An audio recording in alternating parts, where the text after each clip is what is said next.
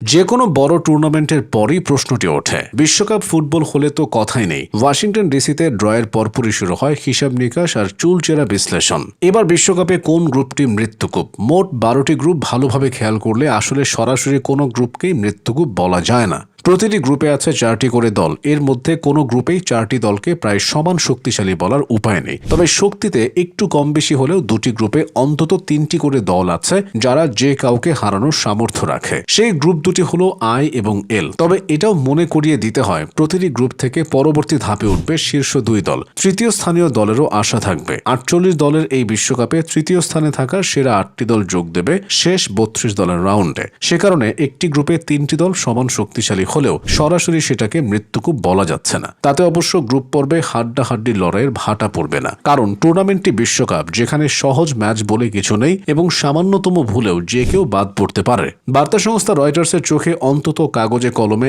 এল group মৃত্যুকূপ। এই গ্রুপের 4টি দল ইংল্যান্ড, ক্রোয়েশিয়া, ঘানা ও পানামা। তার মধ্যে গ্রুপের শীর্ষ 2টি স্থান দখলের লড়াইটা হবে মূলত প্রথম 3টি দলের মধ্যে, ইংল্যান্ড, ক্রোয়েশিয়া ও ঘানা। বর্তমানে ফিফা র্যাঙ্কিংয়ে ঘানা 72তম দল বলে তাদের ছোট করে দেখাটা বড় ভুল হতে পারে। 4বার আফ্রিকান কাপ অফ নেশনস জয়ী ঘানার বেশিরভাগ খেলোয়াড়ই ইউরোপ কেন্দ্রিক ফুটবল খেলেন, আর বিশ্বকাপের গ্রুপ পর্ব পেরোনোর অভিজ্ঞতাও আছে দলটির। 2010 বিশ্বকাপের কোয়ার্টার ফাইনালে খেলেছে। এর আগে একবারই বিশ্বকাপ খেলা পানামা এই গ্রুপের সবচেয়ে দুর্বল দল। যদিও ফিফা র্যাঙ্কিংয়ে তারা ঘানার উপরে